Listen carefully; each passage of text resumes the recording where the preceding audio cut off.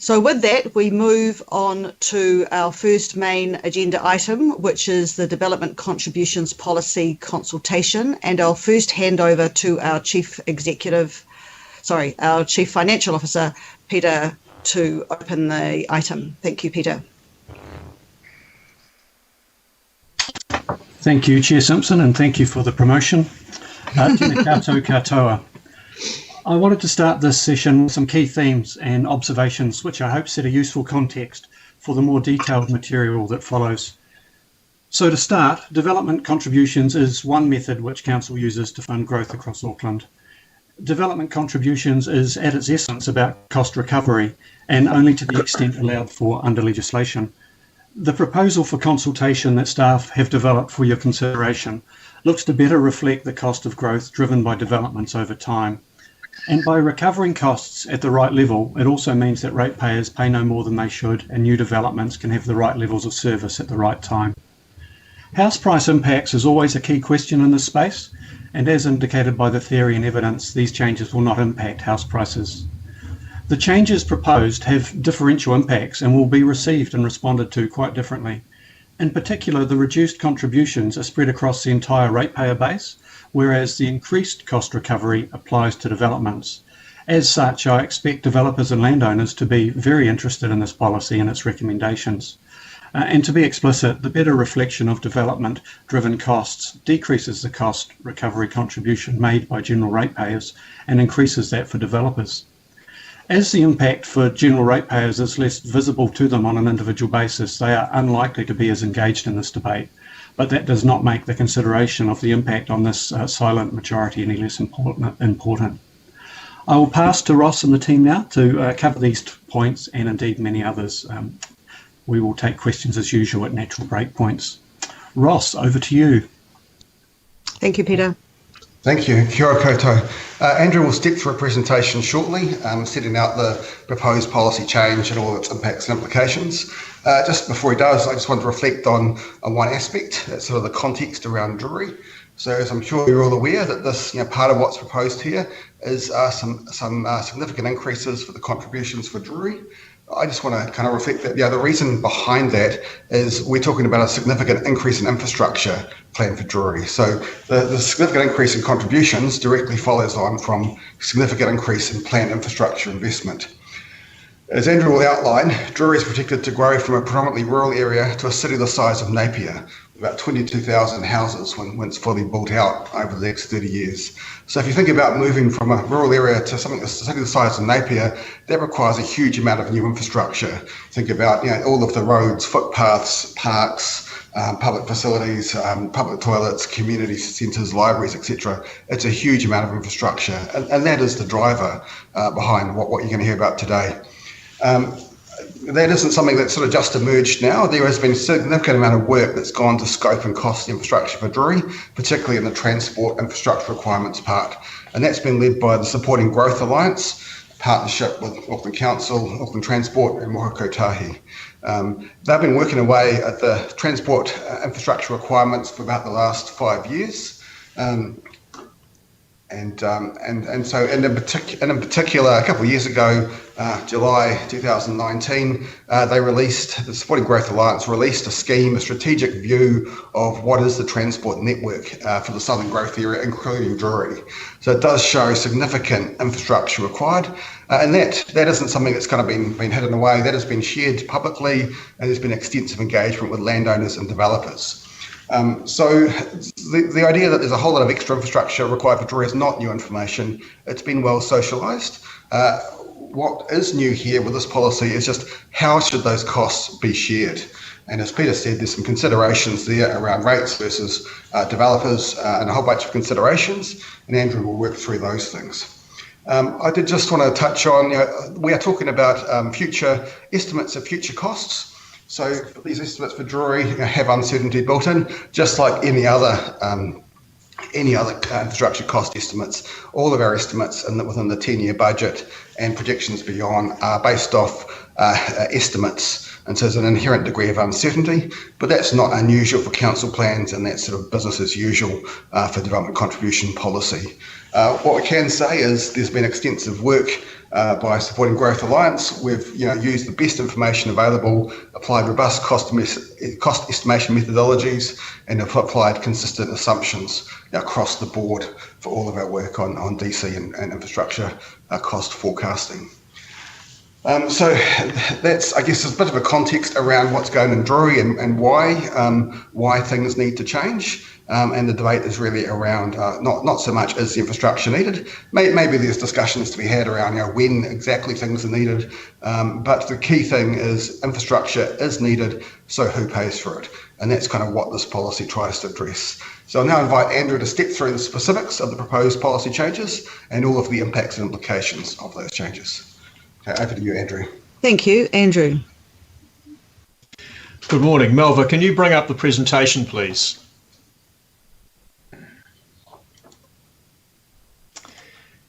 And the first slide. So we've covered the technical materials in the reports and attachments in our previous workshops. And today's presentation focuses on the key long-term infrastructure issues driven by the cumulative impact of growth. We propose these are addressed by signalling our intention to make these investments when we have the financing capacity to do so, and by adding these to our contributions policy now to ensure early developers pay a fair and appropriate share of the cost. The proposed changes will be of great interest to developers and landowners in the affected areas, particularly Drury. We expect them to actively engage in the decision-making process directly and with their elected representatives. We will also have a look to engage more widely to ensure the wider community is also involved in this discussion.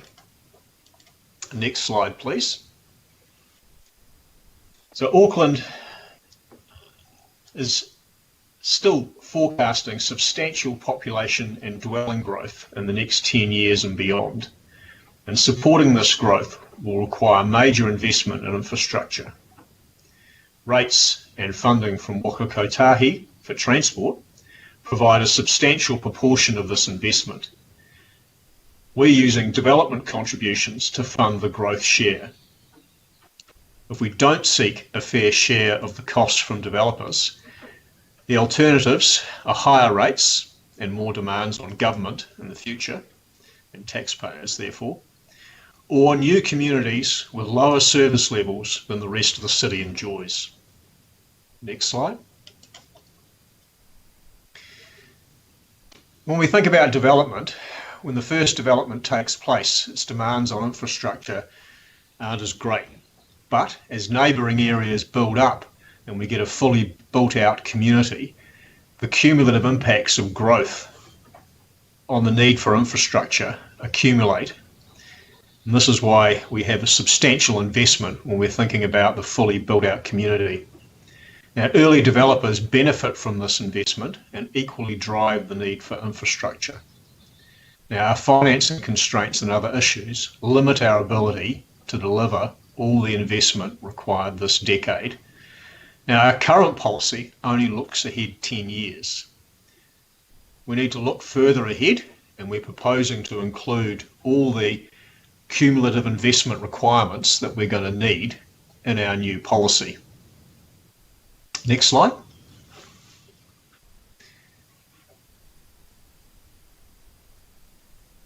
So if we continue to only look 10 years ahead, we lose early developers as a key funding source, and this will raise the burden on ratepayers in the future and or endow new communities with infrastructure deficits. We're proposing to stage the addition of projects beyond 2031 to our contributions policy, and the first area we're looking at is Drury. Next slide.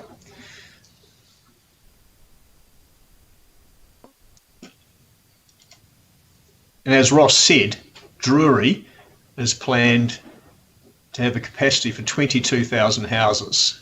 That's effectively the city the same size as Napier, population of over 60,000. Next slide. To provide for that significant development over the next 30 years, major investments required. Now, this is $2.5 billion from the council for transport, parks and community infrastructure, but it's on top of significant Crown investment, particularly in rail and major highways. At present, our plans include $400 million of council investment within the 10 years of the recovery budget, and this is in transport and parks. Chunk of that we're predicting to be forecasting funded by Waka Kotahi contributions, a small amount for ratepayers, and a substantial component from developers as they're the primary beneficiaries of this investment. If we're looking beyond 2031, there's another $2 billion of investment required, with contributions from the Crown, big increase in the amount coming from the ratepayer, and a substantial amount from developers, reflecting the demand they're placing on our need to invest and the benefits that they'll receive from that investment. Now, at present in Drury, this is on the next slide, please. At present in Drury, the new Drury-Opahiki funding area we've established covers a couple of existing funding areas where the current prices are 11 to 18,000 per household equivalent unit. And a big chunk of that is regional charges and sub-regional charges. When we add the local investment required that we're committed to within the recovery budget, that brings the price to 34,000. If we look at the investment that will be required to support the full build-out, the growth over 30 years, then it comes up to 84,900.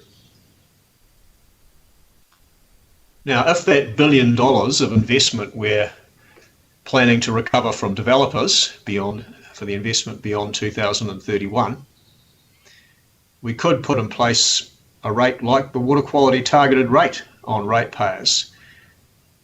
We have to put rates up by 1% next year, and then increasing at 3.5% in each following year for the next 30 years. Now, the water quality targeted rate's paid by all the ratepayers and benefits everyone for improved waterways and harbour quality. A rate to fund investment in Drury of this scale would be paid for by all the ratepayers, but the benefits would accrue just to the Drury area and primarily the current landowners. Just to put some context around that alternative. Now, one of the issues that Peter mentioned earlier is the impact of development contributions on house prices.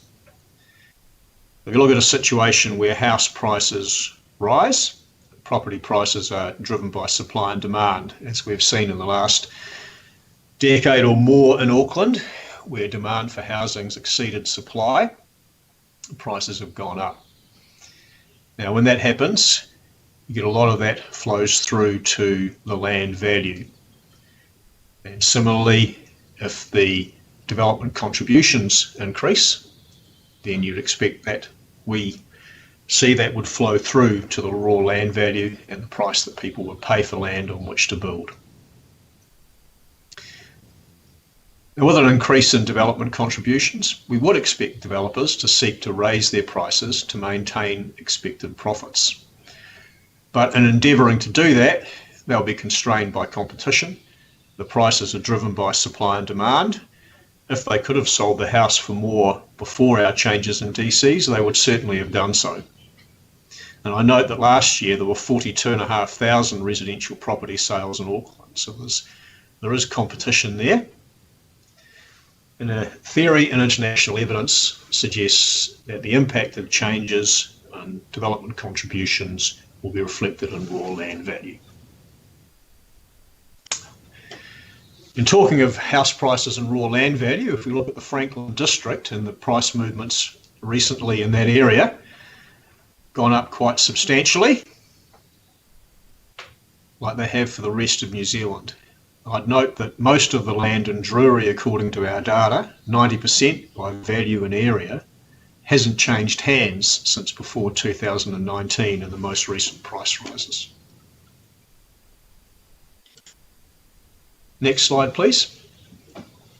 Now this is a major change in price for Drury, reflecting the change in the council's commitment and recognition of the investment that's going to be required to support development in the area.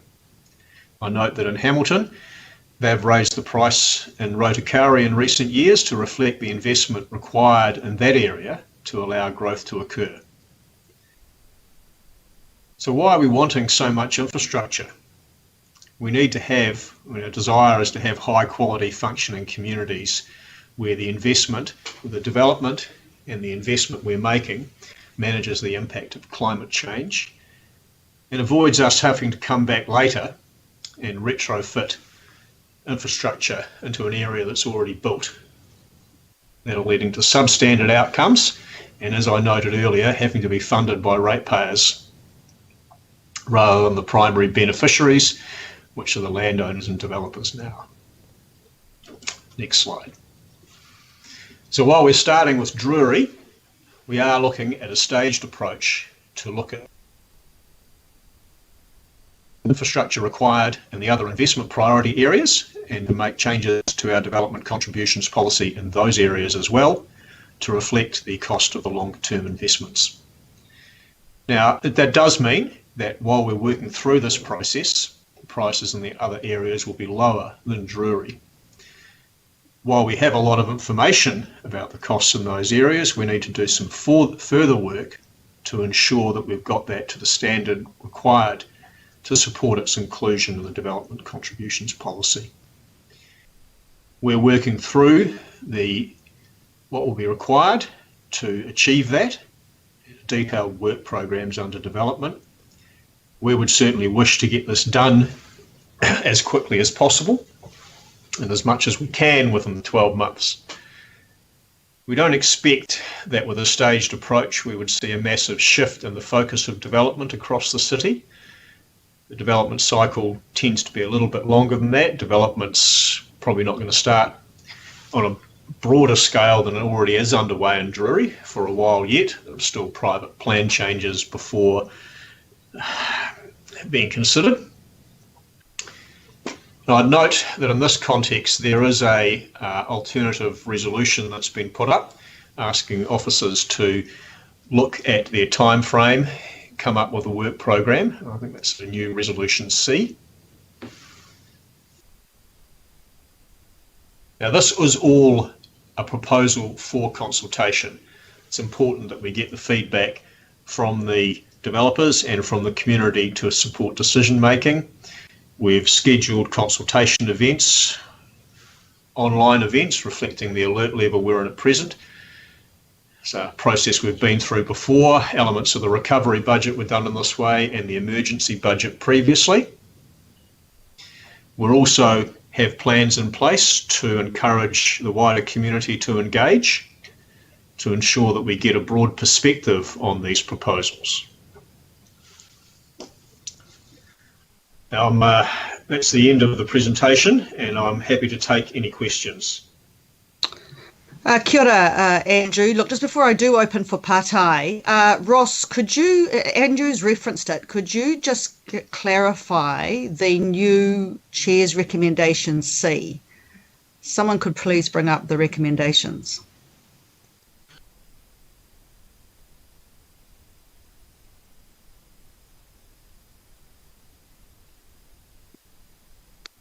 Are you there, Ross?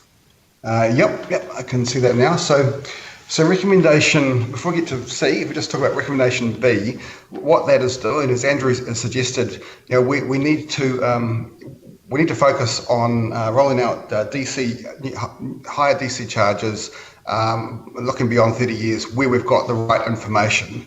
The threshold to be able to proceed with DC price changes is quite a high threshold legally.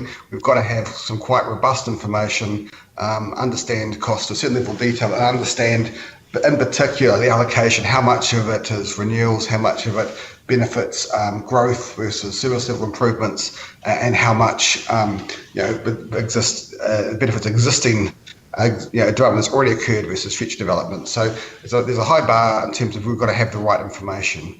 It's taken quite some time, and it's been a couple of years to sort of get to the point with Drury, but we're there now. We were hoping to have some information about the northwest around about this time. It may come in the next month or two. It might take a little bit longer. So what we're proposing in recommendation B is to kind of work through the other priority growth areas that were identified in the 10-year budget. So that was Drury, the Northwest, the Auckland Housing Program, and the CRL stations. That was kind of agreed through the LTP. Those were the key areas that we'd focus our efforts on, both in terms of infrastructure planning and then the investment. So we're looking to work through those things. And B, we didn't make any sort of references to timeframes. That is a bit challenging. Andrew's referenced in his presentation a target of 12 months. We think that is probably achievable, but some of the stuff does require a bit of money. Some of the transport modelling in particular can be expensive, and we could be talking about some significant costs there.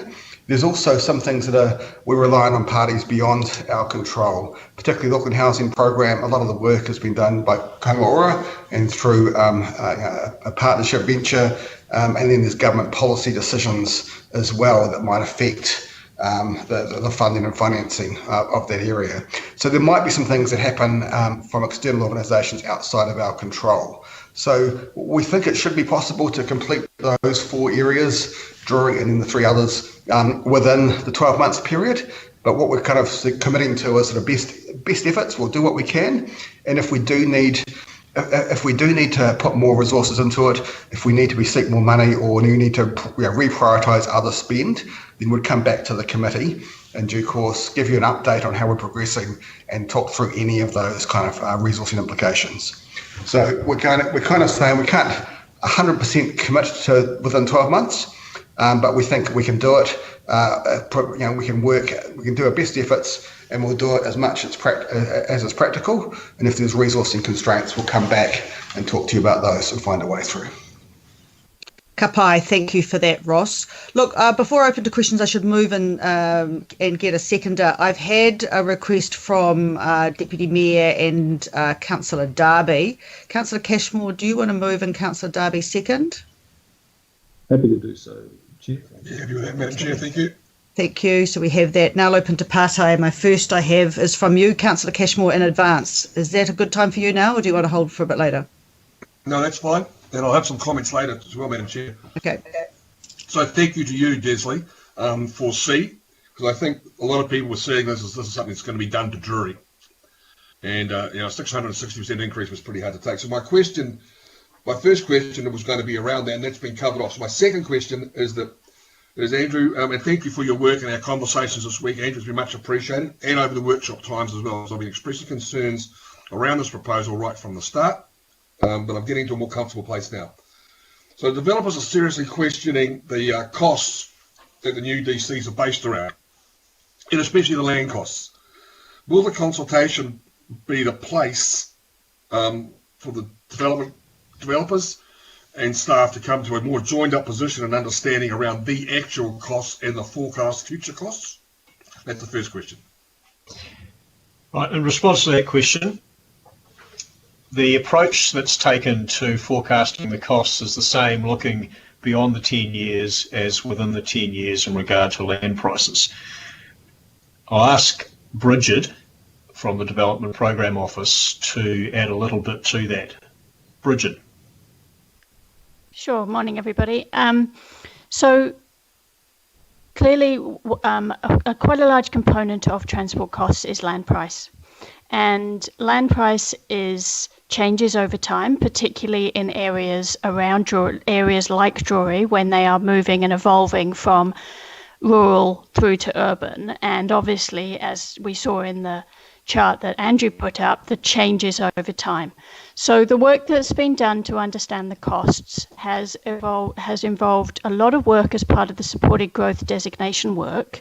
And they've actually gone out and got external analysis and external advice on what the land costs are at this point in time, and put estimates in based on that.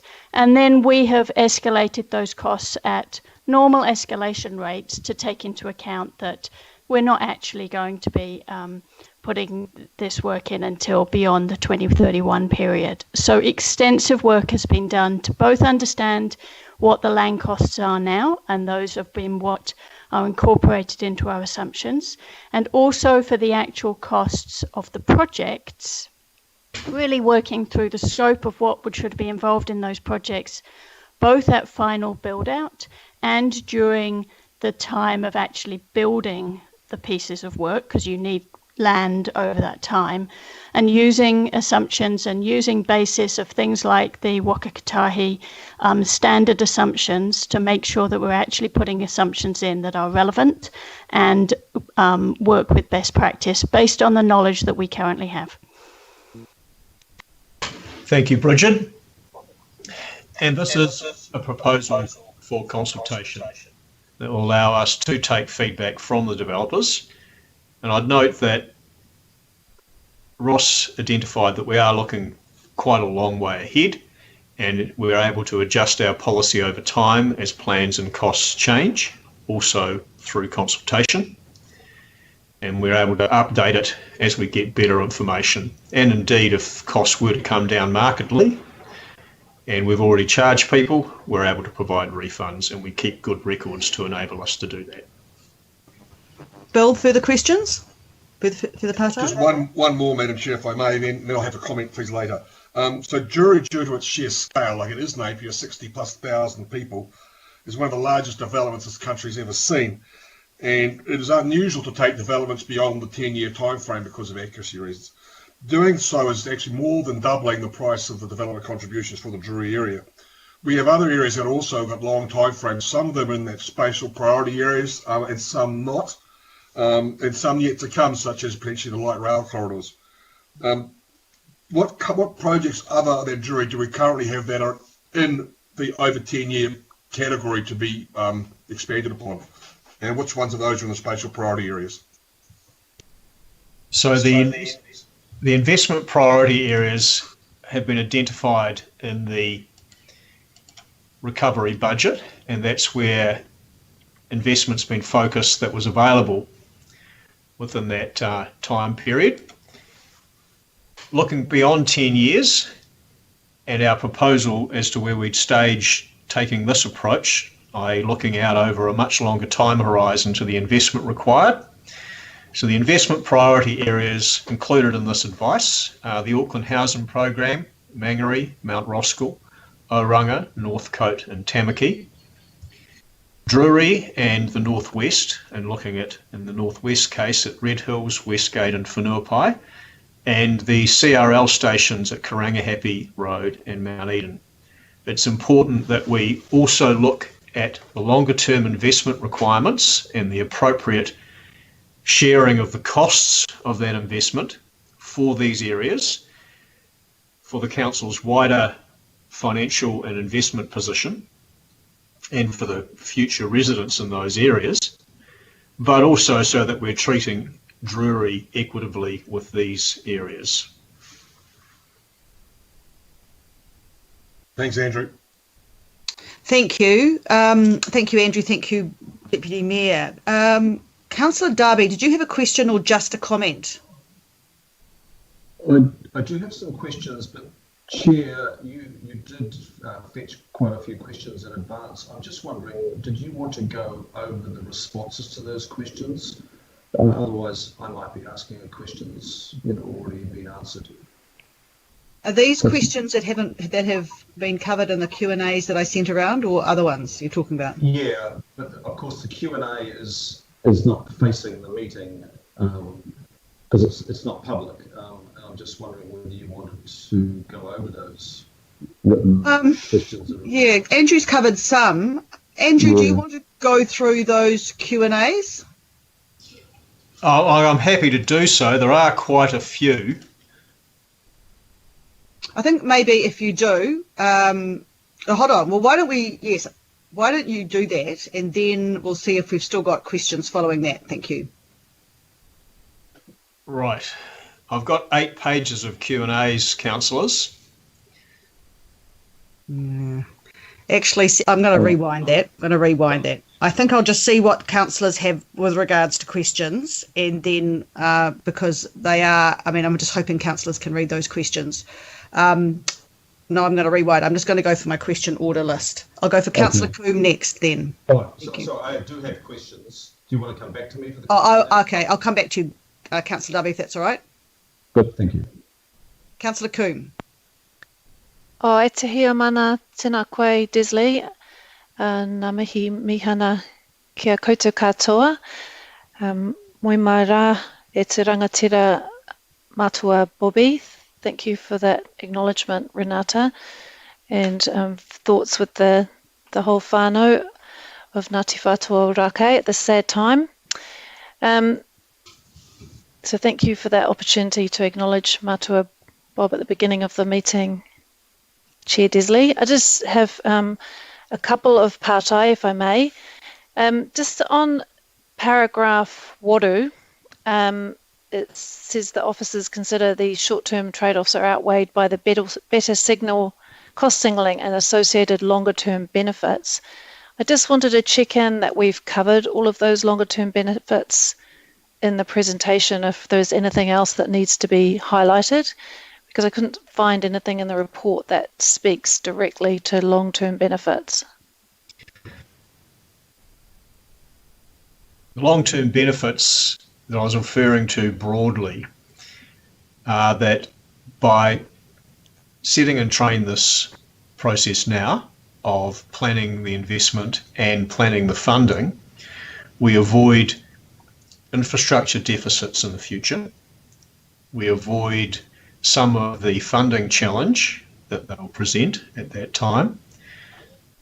And also by allowing for that infrastructure in the future, we're also recognising that the infrastructure that's being planned for, and that the plans for that include the management of climate impacts. So they will be the key things at a high level that I was referring to as longer term benefits in the report. Thank you, and that's a good segue into just my query about the climate impact statement. That's just talks, I would have thought there would be a little bit more analysis there around there's a positive climate impact if we don't subsidise greenfield development at the same rate that we have been, or re-look at it so that it incentivises more brownfields development. Is there more analysis there around the climate impact? We haven't undertaken the analysis of the DC pricing specifically in that context, but by getting the prices right for the investment required in particular areas, to get the cost recovery right, will send the appropriate signals to developers and landowners in regard that will then reflect that element of climate change in there.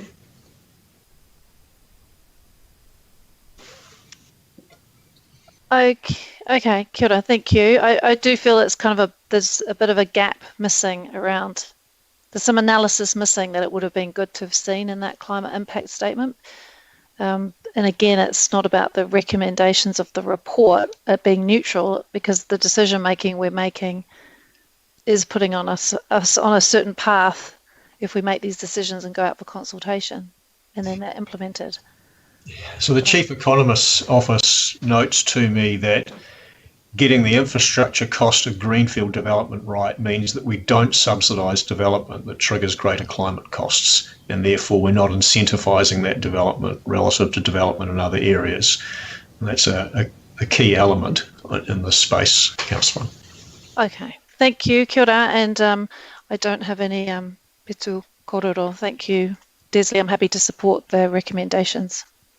Kia ora, thank you. Patai Member Taipuri. Kia ora anō. Just a couple of questions, Madam Chair. In terms of the Cultural Initiative Fund, I thought that was for marae development and Papakainga, and the proposal to increase that by 500,000. My concern is, what if that is not enough? What will happen?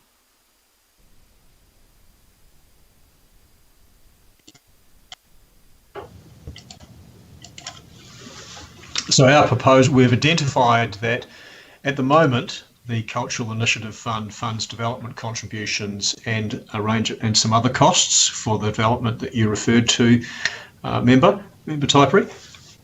What we're proposing, what we've noted, is that the fund is short 500,000 at present, and are recommending that as part of the review of the fund, consideration be given not just to that shortfall, but to the additional requirement that may be needed to meet this broader responsibility that we're recommending be passed to it. So the recommendation doesn't specify a particular sum, but asks that the review consider what the appropriate sum should be. So if the amount that's set via the annual budget is not enough for each year, what will happen? That will be part of the each year's annual budget process and would need to be considered in that context. Okay, can I ask this question? What's going out is talking about this, but not talking about remissions at all?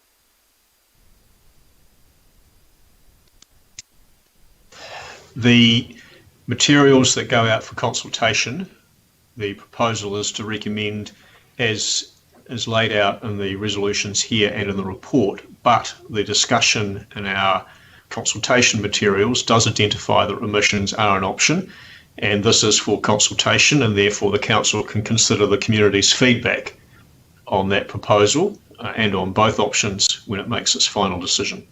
Okay, that's good. So the last one I have is about the, I guess, the category of land. Talk about land, Māori freehold land, etc. What about land that is Māori freehold that has been changed to general title, like what happened in the 70s when the evaluation department changed to all Māori land? How can that be included? So in our rates, remissions and postponement policy, we treat land that was transferred to general title, I think it was 1967, we treat that the same as Maori freehold land. And I think we'd be proposing to treat it the same way in this context as well. Okay. And treaty settlement lands?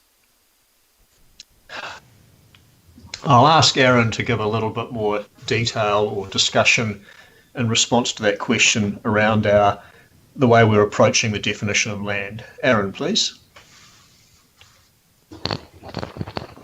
Good morning. In terms of the treaty settlement lands, it's our view that it's more about what the development is being taken place on the land rather than the status of the land itself. So in terms of trying to meet the outcomes that the council is trying to achieve, the status of the land is not so relevant if it is supporting the development that is intended to be supported, i.e. Papakainga and marae. So there are a number of urban marae which is not on Māori land, it's on Crown or council land, so in which case that development is supported. Okay, thanks. Just on the same, Madam Chair, I just think, I'm not sure about whether I got a direct answer on that, but I just think that treaty settlement lands should be exempt as well, because they're compensation for breaches of treaty, and already we're only getting back a small percentage of what's been taken, and then finding ourselves to be able to use that as a development for the people, then getting basically taxed again. So thank you for your comments on that, Member Typery. And I just remind you that this is, of course, just a consultation document, and we will be revisiting where we go with it in its final decisions later. So we'll, just see how that feedback goes. So thank you.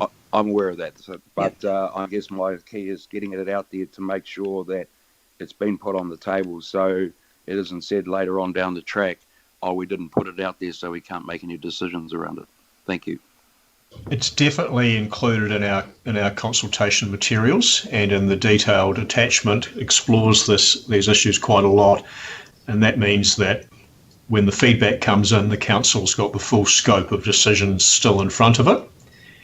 And as Aaron was saying, the recommendations we've got here, and particularly in regard to the Cultural Initiatives Fund, are broad in terms of the land to which they can apply.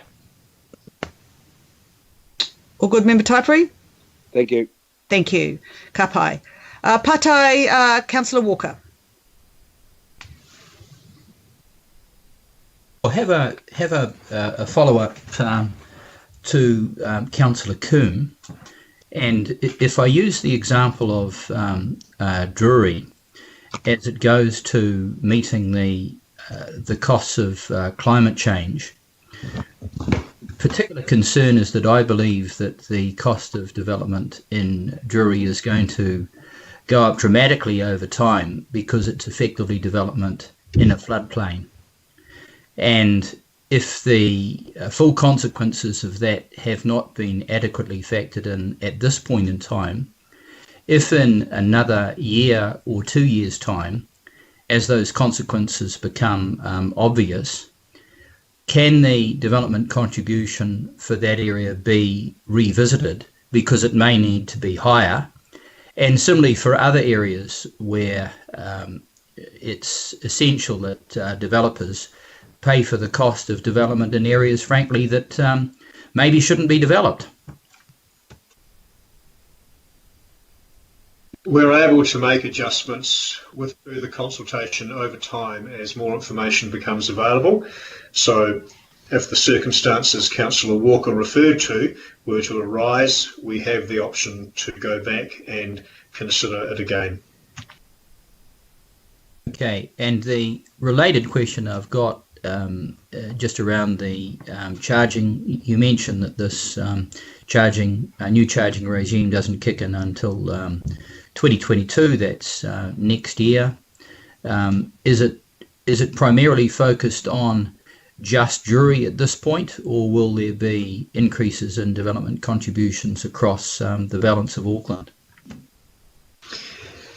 So the policy proposal at this point includes updates for our investment plans and forecasts of growth across all of Auckland for development contributions in all areas. On average, that sees a small reduction in the price. That's a weighted average. We're only looking at this stage to include projects beyond 10 years for Drury. So there is, as we've noted, a major price increase in the Drury area that we've discussed today.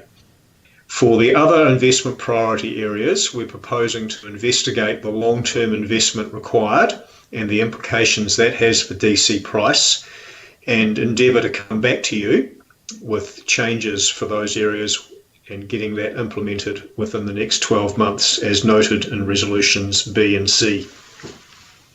And just a further question relative to those areas. Does that include areas that would be in the catchment of light rail proposed areas? At this stage, the proposals are focused on the Auckland Housing Programme areas and the CRL stations. As noted in the report, we haven't looked at the light rail areas yet, but that's certainly something that if there was to be other in-council investments required in those areas, that we would need to look at and advise you on as well. A further question around additional areas. Are we also looking at additional areas that are encompassed by the National Policy Statement on urban development as it goes to intensification? I understand that there is some work that my colleagues will be looking at in that space. In regard to the DC policy, at this point, we're focusing our staging on the investment priority areas in the report. I would think that once we've completed that work, we could then look to see whether where and what areas and when we should be addressing those broader issues that you identified. So they should be we should have them in our minds, as you've suggested, but we're recommending we do this work first for the investment priority areas, complete that, and then consider what our next step should be. So, in respect of our consultation and what we are going out with, are we going to be forecasting these additional areas so we're upfront around what people can expect?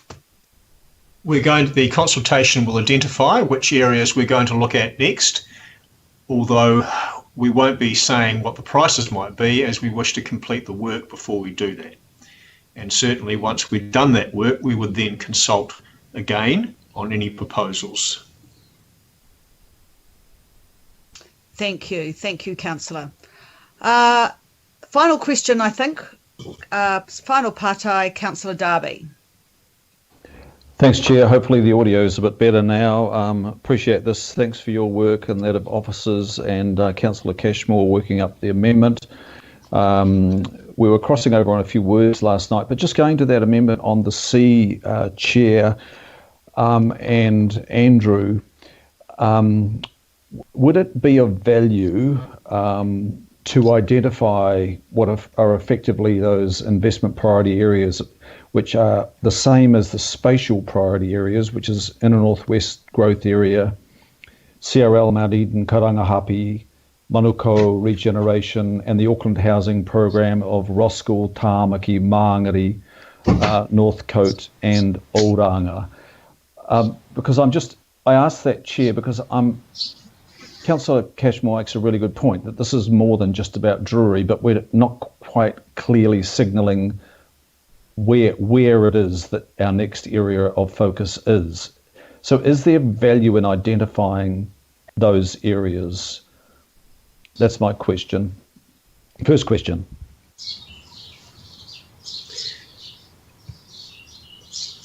The investment priority areas are set out in the report at, let me just find it,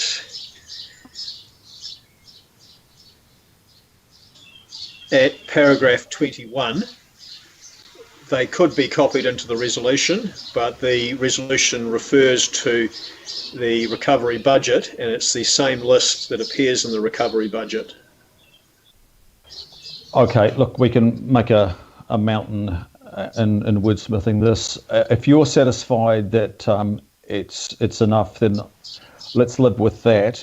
And I too also tend to agree that we need to identify the MPSUD response upon completion of that work and the light rail route if the government progress and confirm that route and we build on that. Look, second question is maybe it's one for the economist really. If the current DCs for Drury, they're about 18,300 now, proposed to go to 84,900, and there's a development potential of say 22,000 homes in the Drury area. Right across Auckland there are 550,000 homes approximately. If we don't increase the Drury DCs, what is the additional cost that all the other ratepayers of Auckland, what is the cost that they would incur approximately? So having looked at the growth share of the investments required by the council in the Drury area beyond 2031, that's $1 billion. And in order to fund that from the ratepayers across the rest of Auckland, we would need to introduce a new rate next year, or raise rates by an additional 1% next year, increasing at the 3.5% for the general rate for the next 30 years. And that doesn't include the 400 million already in the committed to invest in the next 10 years. That's phenomenal. Thank you. And just a question, there's been some comment from the development community about the impact this would have on so-called housing prices. Do not property developers, do they not sell market properties at the maximum price possible anyway? I've never heard of a property developer being as benevolent as providing discounts, do not property developers market and sell where possible at the maximum price that the market will bear at any one time? Certainly that's what we expect a developer would do in endeavouring to maximise the returns for their shareholders. And lastly, last question, Chair. This is the first time, and this has come out of inquiry that I made and others made in some of our workshops about looking beyond the 10-year budget period, and we finally are. And we're going a bit beyond that, but we're not going well beyond it. We're by no means looking at the strategies we have in place, like the Auckland Plan 2050, development strategy contained within. So my question to you, Andrew, is why not look even further and reference the 30-year development strategies and price that in accordingly? In a sense, looking beyond 2031 starts to integrate our development contributions policy with our infrastructure strategy and our longer term plans and intentions for the growing areas of Auckland. And by staging, reviewing the other investment priority areas, we're then broadening that out from Drury and treating other areas in the same way. Okay, thanks for those. And Chair, I'll make some comment when you're ready. Thank you, Councillor. Final part, I think I thought it was you, but I think I have now another one from Councillor Sayers. Councillor Sayers, over to you. Thank you very much, Madam Chair. Just really picking up on Councillor Darby's line of questioning there around house prices, just confirming, so are we saying that the advice we're receiving is that increasing development costs will not disincentivize any development in Drury? Yes, that is, well, this is not a perfectly competitive market. We would expect there to be some consideration given by the developers to the impact of this, but house prices are driven by supply and demand, and I'll ask Shane Martin, our acting chief economist, to provide some illumination of that point for you. Shane. Yes, good morning, everyone. The question, I think, was around, and correct me if I misheard, if this would discourage, discourage development from taking place in Drury. Is that correct? Yes, that's correct, Shane. Okay. So, look, I think it's an issue of there may be some of that takes place whenever we see costs go up, whether it be because of supply chain issues or things like that it puts pressure on development, and so we might expect to see a little bit of that. What I would say, though, as Andrew alluded to earlier, is that much of this land was purchased years and years and years ago. We've seen a largely unexpected large jump in house prices this year. So in many ways, we're already insulated against that in this case. But of course, anything that makes development in an area less attractive would, in this case, because of an increased cost, discourage development in that place. But I think that's where it's important in that proposal C that's showing on the screen right now, that this is not only happening in Drury. This would be the intention to get the prices right across the region. And so, if anything, I would say it would be a very temporary, if any, relative discouragement to development.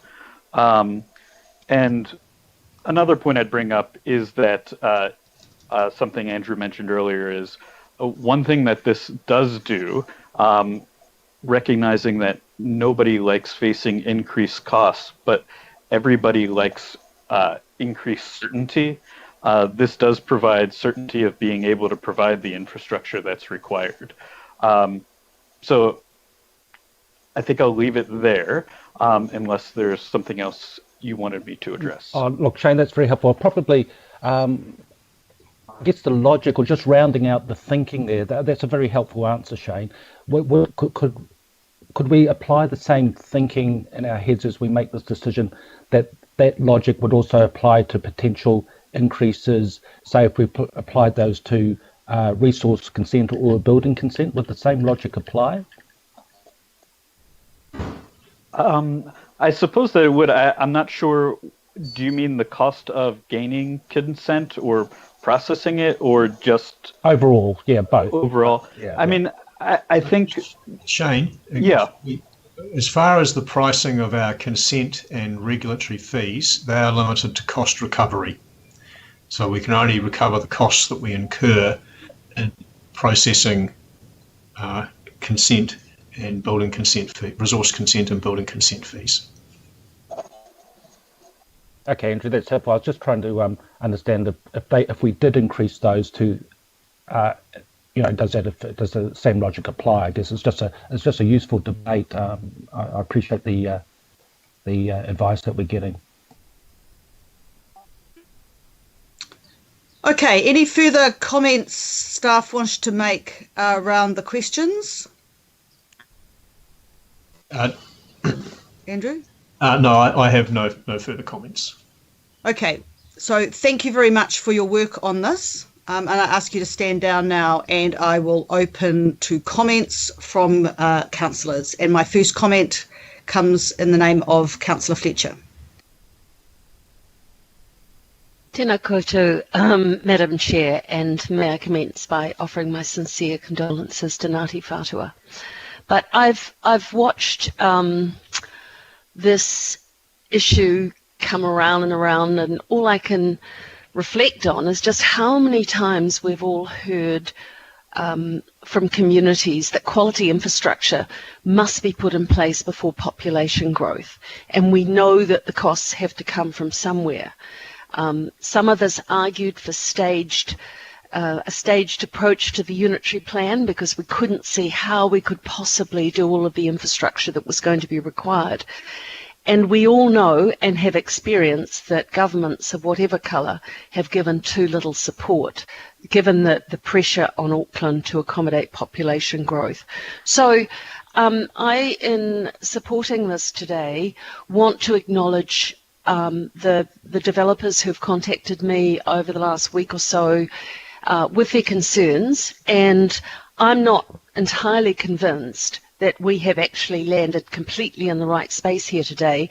But just as a bill comes into Parliament and people support it so it can go to Select Committee to really get into the debate and the devil in the detail, I'm going to support this today because I think it's time, long overdue time, that we had a healthy debate about where costs should fall and ensure that we all understand the way that we move forward. So there's lots of issues that I think we'll get more clarity on. May I say that to you and to the staff, I think that the paper that you circulated for members, I think I got it this morning, but it's very clear, and I commend you for doing that. But there'll be lots of discussion around payment timing and whether DCs can be deferred, whether it is going to, even with the comments that have come from officers today, but whether or not it will have an impact on house prices and what kind of capital contribution, the methodology in and around the expenses. And I think we also need to be thinking pretty hard in light of what we're seeing at the moment with escalating costs. There'll be discussion around that too. I feel that Councillor Coombs was quite interesting in her questions about whether this will incentivise more greenfield as opposed to brownfield development. I think it's going to be a really, really healthy debate. So on the basis that I don't know that it's perfect yet, but I want to support the debate, and therefore I am very happy to support the recommendations that have been put to us today. Thank you. Thank you, Councillor Kapai. Next comment comes in the name of Deputy Mayor, Councillor Cashmore. Thank you, Madam Chair, and thank you to the staff for the presentations and answering the questions in such a thorough manner. This is the changing of the guard. So historically, developments have been cross-subsidised for infrastructure from the rate-paying person. And when the city was growing at 5, 6, 7,000 people a year, that was fine. It was achievable. But since 2014, our rate of population increase has trebled or quadrupled that number. We've peaked at sort of 45, 50,000 people a year. Hence, the pressure on development and the pressure on delivering the infrastructure is not affordable as of a ratepayer subsidised quantum. So we have to find another way. And although I was not going to support this today, I understand the only way to actually force this discussion is to put the numbers out there and to make everyone clearly understand that the infrastructure costs are very, very real. And it's not just Drury. Drury's it's over the 5 billion mark plus, but so is Tamaki, so is Mount Roskill, so is Red Hills, and all of the other spatial priority areas. They all have big numbers attached to them, and we have to find a way, whether it's greenfields or brownfields, because they're often equally the same expense per house, to deliver the required infrastructure to have, as Councillor Fletcher has said, a quality living environment for the people. Drury is still going to happen. It might slow down a touch, but it's still happened. There is 8,000 houses there now, or are consented to be built. They're on the construction is going. Every time you go past, there's more. And I really encourage councillors to go down there. Just across the motorway from West Drury is the Stevenson's commercial development, and that is going to be underway this work season. And there's an estimation there's going to be 4,000 jobs creation there in the next 1 or 2 years, and with another 4,000 or 5,000 in the forthcoming years. So it's all starting to really ramp together for Drury. So I understand why it's first came off the ramp, because it's the most knowledge around what is required and when. And I'd really recognise Ian Clovis for the work he's done in prioritising in specific lists, and I've got them all, what is required and in what 5-year period, and what is the rough order costings. And that's critical to have for certainty, because certainty for the developers is probably the most important part for them to be able to get finance to present and push forward their businesses and their growth agendas for additional either housing or commercial development. So, Madam Chair, I will support this, and I've either moved or seconded it, I believe, in just noting the fact that Drury is the first cab off the rank. It will be followed by others, and they will include the mass transit areas, because they are areas where there has to be considerable intensification to make the business cases stack up, and I use considerable with capital C. This is not going to be easy for many people. It's going to be really challenging, and it's either pay for it through rates and taxes, or pay for it through the development contributions process, which may add costs per square lineal metre, or it may be absorbed in the capital gains costs that developers have already made over owning the properties. That is yet to be seen. Thank you, Madam Chair, and thank you for indulging and letting us to put forward item C as an additional. Much appreciated. Cheers. Kapai, and thank you, Deputy Mayor, and thank you for your work on this yourself. The next comment I have is in the name of Councillor Newman. Well, thank you, Chair. Look, there are two key principles for the development contributions policy: causation and benefits received. From my perspective, I think the change in Drury is binary, and the cause triggering the need for infrastructure and the benefits of the new infrastructure need to be loaded onto current landowners. And I accept that while the transmission infrastructure will have a significant benefit for future landowners, for generations, the cost of that infrastructure in terms of the maintenance and the renewal of that infrastructure will be paid for by those future landowners over the life of those assets. So I don't believe that there is a free ride. If anything, I think that Wayne Walker has foreshadowed it correctly. I believe that the costs will be higher and I believe that the household unit equivalent contributions that will actually be required in Drury will need to increase beyond what has been proposed here, particularly when Mill Road is prioritised and delivered, and it will be. But Wayne is correct, actually. We will need to revisit this probably every 3 years to adjust these costs to be higher than what they are, because the costs will be significantly higher than what they are. With respect to the argument, I'm already getting landowners who are complaining to me, but the cost of housing is not a principle for any development contributions policy. And I make the point that if land is more expensive, it provides a commercial incentive for a landowner in that market to fully capitalise their land, which will mean more expensive housing. But in reality, Chair, we all know that maximising commercial yield is a natural behaviour in a property market, and it will happen regardless. So, I mean, I think that Councillor Darby was bang on the money there. I'm more sympathetic to the need for infrastructure and maintenance of the existing infrastructure, all which comes at a significant price. Chair, if I do have one concern, it's with respect to the consultation, because I would imagine this could be the subject of a judicial review, although I do note that, and Andrew's quoted the changes at Rotorua, Hamilton City's policy was recently challenged, but the policy was upheld by Justice Galt.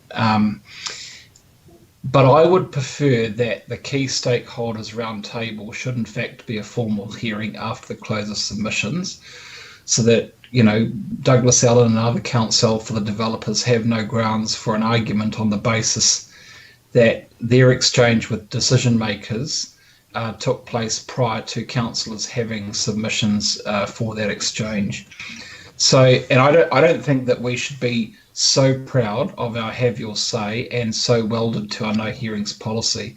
So out of an abundance of caution, I would ask that the officers give further consideration to a further tweak to the consultation process. I will vote for all the recommendations, but I think that with respect to G, we need to give more thought to possibly, instead of having the key stakeholders event prior to the lodgement of submissions, that we actually have a formal hearing once the submissions have been received, and that we sit down with them all at that point so that we can go through their submissions at that point and have that exchange. Because I just want to be as watertight as we can be, and I'm sure that they'll be looking at the consultation process as a matter for consideration when considering their legal position. Thank you. Thank you, Councillor. We'll consider your suggestion and get legal advice on that. So thank you. Next comment is in the name of Councillor Darby. Thanks, Chair. Good comments there. Oh, well, look, thank you. It's been a long haul to get here. There's a long haul ahead of us. But look, the question before us today really is essentially one of what is fair and what is equitable. And it's just 18 months ago, Chair, we had a drought staring at us, and we started to interrogate Watercare's charging regime. And we discovered then that their infrastructure growth charges were underpricing the cost of growth to developers. They were only collecting at, I think at that stage, it was 70%. So 30% of the cost was actually being paid for by other water users right across Auckland. And the developers were benefiting from the 30% being paid by others. We intervened, and we recommended to Watercare that they adjust things to move towards full recovery, and they are now at 85% and growing towards 100%. So today, we're looking at a fair share of costs for development right across Auckland, commencing with Drury, where we have a really good evidence base to date, but we've got more than Drury to do, hence the C emphasis, the amendment at C. And we talk a lot about fairness and equity at Auckland Council. It's central to our Auckland Plan 2050 outlook. And the proposed DC policy reflects just that. It's the right thing to do. And I would have to say we have to stop underpricing the growth charges attributable to development and to developers, and overpricing the cost of development to those who do not benefit. That is, all the other ratepayers of Auckland outside the areas of benefit. We've done that for years and decades, and Auckland ratepayers have largely, unknowingly, been subsidising development, private development, where the benefits are ring-fenced. And the costs have been socialised right across Auckland, but the profits have been privatised, and there is no fairness in that. To suggest we might not do this and land all those other ratepayers with an additional 1% on their rates, that is an absolute no-goer. In the instance of Drury, the developers have already received multi-million-dollar windfall benefits from the $2.7 billion New Zealand upgrade program for the South area. Now, that's been essentially funded by government through taxation, not the National Land Transport Fund. You could say that 40% of that taxation already comes from Aucklanders, so Auckland taxpayers have already contributed handsomely to the infrastructure of Drury. I expect we'll hear more from the government as they start to review how the National Land Transport Fund is reviewed to ensure that there is sustainable funding going forward. And that was signalled just a week or 10 days ago by the Minister of Transport. And I would urge the government to start looking at how to claw back from those developers who benefit from the multi-billion-dollar transport investment that government makes right across the nation, not just Auckland. But this is not just about Drury, and it's not just about greenfields, it's about all the spatial priority areas. They're all under the scope. So too is the Kainga Ora land holdings. And in the next tranche, after looking at our spatial priority areas, we'll look at the areas affected by the National Policy Statement urban development responses, possibly a light rail corridor, and then all the other areas of Auckland. We have a duty to do that right across Auckland. Chair, I do want to make a small comment on the question of treaty settlement lands and whether they should be immune from development contributions. And this is in response to Member Taipari. Chair, I am a strong supporter of seeing these treaty settlement lands developed, but these treaty settlement lands were transferred into the ownership of various iwi for financial redress purposes, financial redress for past injustices. Those settlements are full and final redress by the Crown. There can be no suggestion whatsoever that there should be further redress that would be attributed to the local government of Auckland Council. I'm firmly of that view, but I am firmly of the view that we should be looking at remission for papakainga through some kind of remissions program as suggested in this paper. So this is, Madam Chair, this is a just way to approach charging for development. It's just and equitable, finally. But now I'd like to hand it over to the people of Auckland and hear their feedback and give us some guidance on the next steps. Thank you, Chair. Thank you, Councillor. Final comment I have noted is from Councillor Cooper. Kia ora, Desley. First, just, I don't know if Renata's still there, but ka ara hoki kia koe Renata, and indeed to all Ngāti Whātua iwi. I guess I wanted to just actually reflect some of what Councillor Darby has said, but if you look at the layers over the last 10 years since amalgamation that have been layered upon in development, we've had the unitary plan, SHAs, COVID fast track consenting, NPSUD, and it goes on. And so those were levels of infrastructure and immigration at the time that we were never envisaged. And so we've been playing catch up for a very long time. 10 years does seem a long time, but it is. But also the types of developments that we've had to speed up, some through none of our decisions, have meant that we are well behind, and there's no way we can ever hope to pay for it all ourselves and expect the ratepayers of Auckland to keep doing that as well. That they'll still be doing some of that, but I think we have to take this conversation out to the developers, out to the public, to make sure people do understand the full ramifications of this. And the question and answer sheet that we got earlier this morning is very good. And it's good plain language for people to understand. But I hope that we get a lot of submissions, and I do support Councillor Newman. I'd have no problem with having a proper hearings process. I think that's important sometimes on a big issue like this, for people to feel really heard and see people kanohi ki kanohi and actually know that we've listened. So I'm very happy to support this. It's good to see that it isn't just jury, and just to note that I was one of the commissioners on the Aoranga B plan change, and I supported granting that.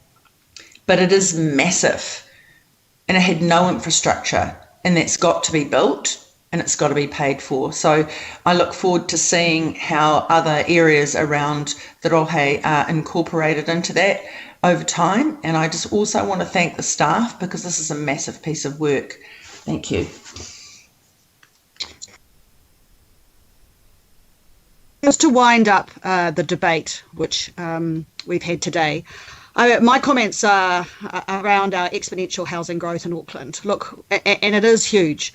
We've seen in other parts of Auckland the devastating impacts of, other parts of New Zealand, the devastating impacts of failing to plan ahead for infrastructure, and we can't repeat that in Auckland. Contributions, or DCs, are one of the ways the council can recover the cost of essentials like stormwater transport infrastructure, as well as parks and community facilities.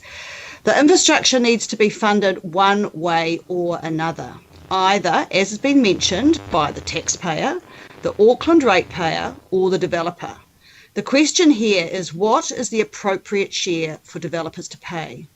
I urge you all to have an open mind around this. This is going out for consultation, but it is not a consultation just for developers. It is a consultation for all Aucklanders, because it's about who pays. So I urge you to support all the recommendations and allow this to go for consultation and see what the feedback is.